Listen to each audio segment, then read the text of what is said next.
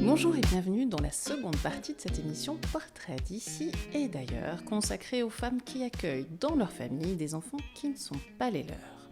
Après Carole, famille d'accueil, je pars à la rencontre de Maria. Maria est prof d'espagnol, elle a toujours le sourire et l'accent, vous le verrez, espagnol. Ça me ravit. J'ai voulu mettre en lumière son parcours, celui qui l'amène à s'occuper d'un jeune garçon migrant. Partons à sa rencontre, c'est parti.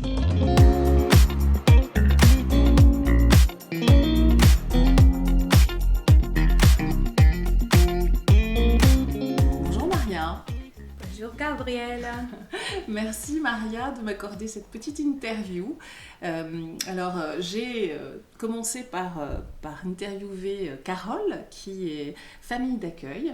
Et le thème de cette émission, c'est comment ces femmes accueillent des enfants qui ne sont pas les leurs dans leur foyer. Alors toi, c'est un petit peu particulier, puisque tu as fait une démarche pour t'occuper de migrants. Alors explique-moi un petit peu comment tout ça est arrivé dans ta vie.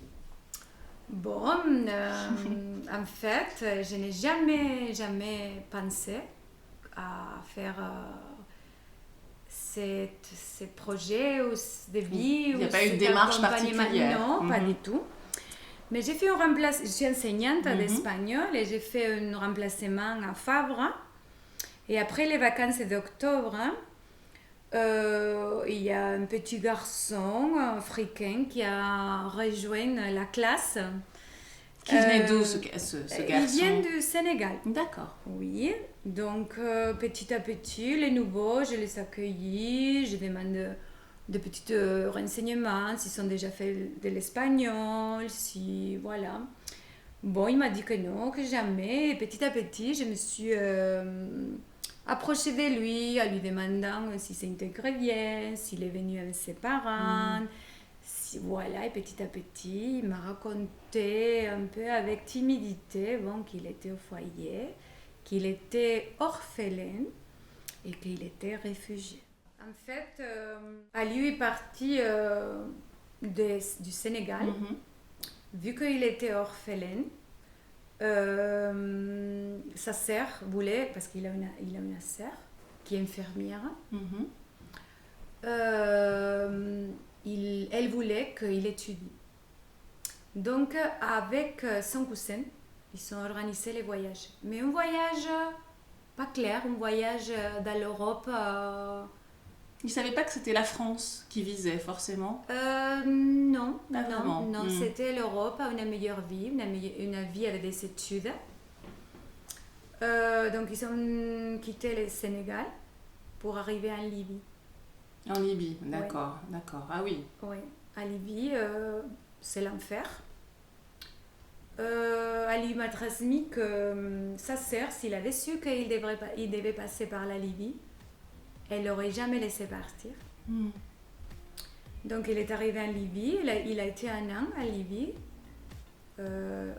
Il t'a raconté comment ça s'est passé sur ce camp? En grosso modo, parce que là récemment, ça fait 1 mois, lui il cuisinait avec moi et je lui ai demandé qu'il me raconte et il m'a dit qu'il ne me racontera pas parce qu'il ne veut pas que je pleure.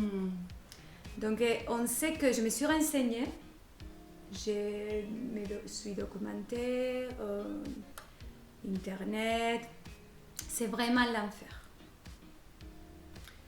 Donc ça, tu t'attendais pas à ça? Non, quand t'as tendu la main à Alio, en fait, qui a aujourd'hui quel âge? 16 ans. 16 ans. Tu t'attendais pas en fait à rencontrer une telle réalité qui est très très loin de la nôtre. Non. On croit que ils sont confortablement amenés à Libye. À Libye, on traverse les bateaux comme nous on prend un ticket, on traverse. Et que parfois on arrive à terme en Italie, ou parfois les bateaux ont des accidents, donc il y en a qui se noient. Non, c'est pas du tout ça. Disons que ça arrive, c'est des choses qui arrivent, oui, les bateaux ça arrive, qui coulent. Bien sûr, voilà. mais il ne faut pas oublier que ces enfants, ces jeunes, les réfugiés, ils sont payés, ils ont travaillé pour payer. C'est des années de misaventure, parce que réellement c'est ça.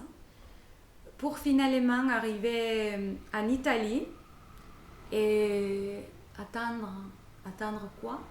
Oui, c'est ça. L'objectif est même pas connu, quoi, finalement. Non, et non plus.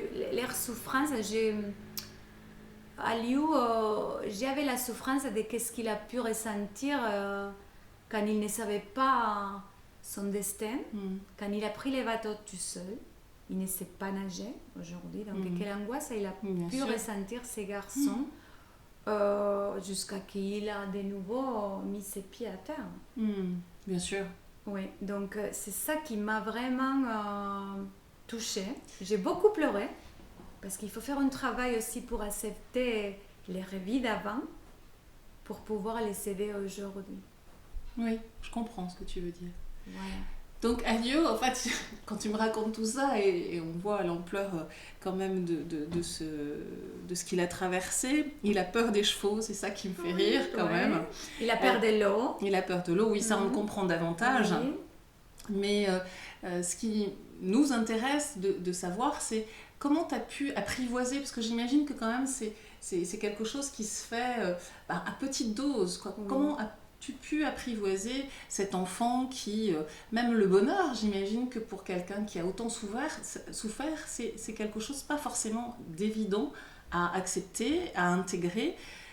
Comment tu as fait? Bon, ça a été petit à petit. En les laissant choisir s'ils voulaient venir.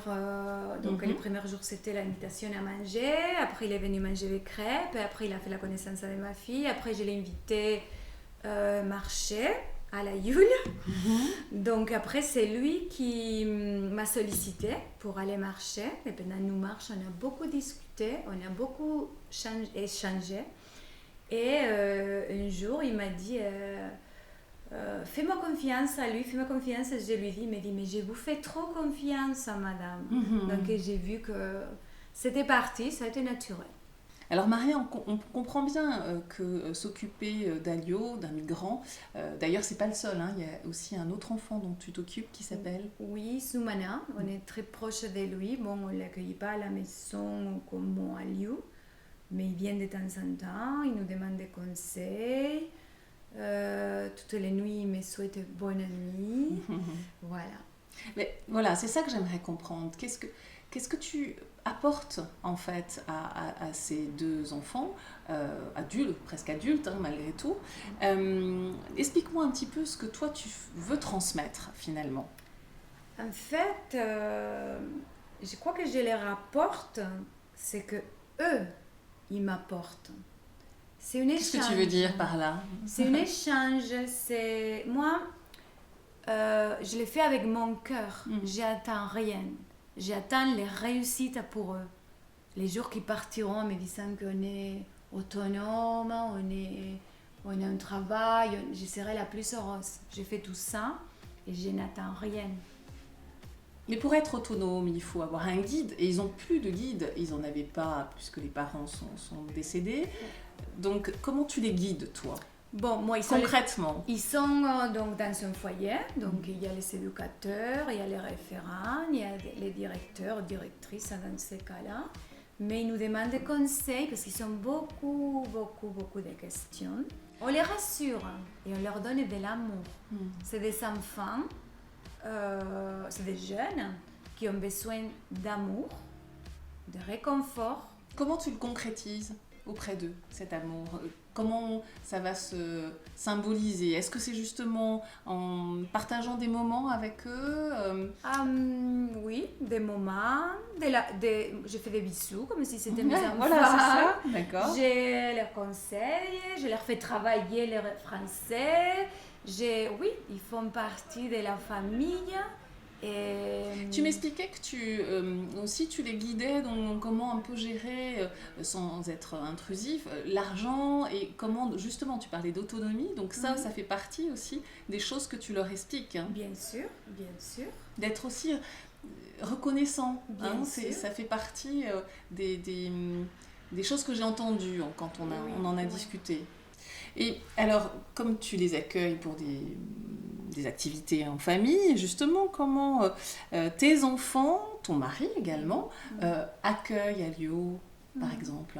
Mon mari, donc on a discuté avant de prendre cette décision, donc il est très content avec la démarche qu'on a commencé avec Aliou. Il fait du vélo avec lui, donc on a eu un petit vélo et peut-être, ça sera une surprise, peut-être pour ses 17 ans, on va lui acheter un vélo. Et il fait du vélo de route avec mon mari. Il est heureux, c'est une coïncidence parce qu'il adorait ça. En Italie, il faisait du vélo et il est tombé sur une famille de cyclistes. Voilà, tout à fait. Après, avec ma fille, il a une relation très spéciale, très jolie. Il s'adore. Et mon fils, l'an dernier, quand il a intégré la famille à Lyon, il était étudiant. Il était lui-même dans une résidence étudiante à Clermont-Ferrand. Donc, il a eu la possibilité ou l'opportunité d'être avec Aliou beaucoup cet été. Et ça se passe. Mon fils m'a dit, maman, je suis très très fière pour ce que tu fais pour ces garçons. Donc vraiment, on est dans une harmonie. Voilà, toute la famille, on est dans une harmonie, on le fait avec de l'amour. Tu me disais, moi j'avais beaucoup aimé ça, que c'était ton soleil à Liu quand même, hein, oui. Que vraiment il anime tes journées et que ça, tout en ayant justement cet équilibre familial. Et c'est ça qui m'a intéressée, c'est que c'est pas pour combler quelque chose, parce que vous avez une famille très harmonieuse, c'est pas pour combler un vide, parce que tes enfants sont maintenant assez grands et partent de la maison, c'est vraiment un don et puis une envie, juste comme ça, sans vraiment y réfléchir finalement. Oui. Parce que c'est à lui. Ah, parce que c'est lui. C'est lui. Voilà, ça dépasse aussi l'engagement finalement. C'est vraiment une rencontre. Oui, vraiment. Oui. Nos chemins se sont croisés et je pense que je devais être là pour lui et l'aider. Et aujourd'hui, presque en décembre, ça fera 1 an que je m'occupais de lui. Et c'est mon soleil parce qu'il m'a appris beaucoup de choses. Qu'est-ce qu'il t'a appris ? Il m'a appris la force. Il faut avoir une force pour obtenir les choses. Il faut se battre, il faut être fort. Je suis sensible, je suis une personne sensible. Et depuis, je crois que j'ai une force intérieure qui me fait me battre, avancer pour ce que je réellement veux, comme lui il se bat. Beaucoup de communication entre vous. Ah oui, on parlait beaucoup, il adorait parler, parfois on est au téléphone 1 heure. Moi je suis 1 heure avec mes copines, mais pas avec mes enfants. Et avec Aliou. Oui, voilà. D'accord. Donc oui. Et en fait, j'ai une question aussi. Est-ce que, parce que Aliou, quand il aura 18 ans, il partira, et d'ailleurs c'est ce que tu disais, hein, tu souhaites son autonomie, qu'il réussisse, qu'il fasse des études, qu'il trouve un bon travail, évidemment pour assurer cette autonomie, mais est-ce que tu vois Aliou vraiment dans ta famille, au-delà de ses 18 ans, parce que est-ce que les choses s'arrêtent parce qu'il est majeur dans ton esprit ou de façon un petit peu plus administrative, ou est-ce que tu vois cet enfant vraiment faire partie de ta famille très très longtemps ? Bien sûr. Il fait partie de ma famille déjà. Ça y est. Oui. Tu l'as adopté sans l'adopter finalement, voilà, c'est ça. Oui. On est bien ensemble, il fait partie de la famille, il a sa place. Si moi je veux, Maria, aider comme toi, un migrant, quelqu'un qui arrive, qui est dans cette situation, à qui je m'adresse, est-ce qu'il y a aussi un test entre guillemets, hein, est-ce que le conseil général, puisque tu en parlais, interroge les familles, comment ça se passe, raconte-moi. Bon, moi je ne suis pas passée par ce chemin-là, puisque je l'ai eu comme dans un plateau, on va dire, dans ta classe, mon cours, voilà. Mais on peut appeler les conseils départementaux, les conseils généraux, et demander comment on peut faire la démarche. Il y a des foyers. Tu en connais, toi ? Tu connais d'autres femmes qui font la même chose que toi ? Oui, j'en connais des femmes qui font la même chose. Elles ont quoi comme trait commun avec toi ? Ou pas d'ailleurs ? Voilà, bon, je ne peux pas être très objective par rapport à moi, mais je peux dire que ces femmes, c'est des femmes investies par l'amour, par le cœur. Ce sont des femmes bienveillantes. C'est plus des femmes que des hommes? Ou c'est plutôt des familles finalement? C'est des familles, c'est oui. ça. Oui. Parce Oui, que ça implique tout le monde. Oui, mais j'ai eu plus de relations avec les femmes, avec les mamans, on va dire, parce qu'ils sont des mamans, en fait. Et c'est des femmes bienveillantes et des belles personnes. Oui. Et justement, entre femmes ou entre foyers, familles, vous rencontrez, les enfants que vous avez se rencontrent aussi? Bien sûr, on fait des repas ensemble. D'accord. On essaie de fêter tous les anniversaires. D'accord. Oui. Alors si Alio était avec nous, qu'est-ce qu'il dirait ou qu'est-ce qu'il t'a confié lors de vos conversations, les souvenirs les plus marquants, ceux qui sont importants pour lui aujourd'hui et qu'il a passé avec vous? Un jour, on cuisinait ensemble. On faisait une tortilla de patates. Ça donne envie. Il n'aime pas, oui, mais il n'aime pas cuisiner, mais bon, il faut qu'il apprenne. Donc, on était ensemble et il m'a dit j'ai vraiment de la chance parce que je me rappelle quand j'ai perdu ma maman et j'ai retrouvé une maman, la meilleure maman du monde. Ça, c'est joli, hein? Ouais, c'est sacrément très beau. joli. Et je n'ai pas besoin de reconnaissance de sa part, mais le fait qu'il sente ça, c'est merveilleux. Ça me rend du bonheur, ça me rend la plus heureuse. Et je suis très heureuse d'être à ses côtés. Alors, comme tu dis que finalement, c'est la rencontre de cet enfant qui t'a amené à découvrir justement quelles étaient les conditions de vie des migrants et t'interroger sur ce destin. Est-ce que, au-delà d'Alio, tu souhaites poursuivre cette démarche ou pas? Non. D'accord. Je vais le faire qu'avec lui. D'accord. Voilà, ça c'est aussi une question que j'avais envie de te poser. Et avec l'autre enfant que tu suis, quelle est justement la relation, puisque c'est pas la même qu'Alio? Explique-moi un petit peu la différence. En fait, ce garçon, Zoumana, il a des parents, donc il n'est pas orphelin. Oui, d'accord. Il est majeur, il a 18 ans. Donc, oui, c'est pas le même contexte. Non, ce n'est pas le même contexte. Nous on est là pour l'aider un petit peu. À lui, je l'aide et à Zoumana, on l'aide un petit peu. Je comprends la différence. Oui. Et je comprends aussi que Alio, t'es sa maman de cœur aujourd'hui. Oui, tout à fait. Et bon, il n'y a pas de place pour ça, pour Zoumana. Voilà, on est d'accord. Tout à fait. Ouais.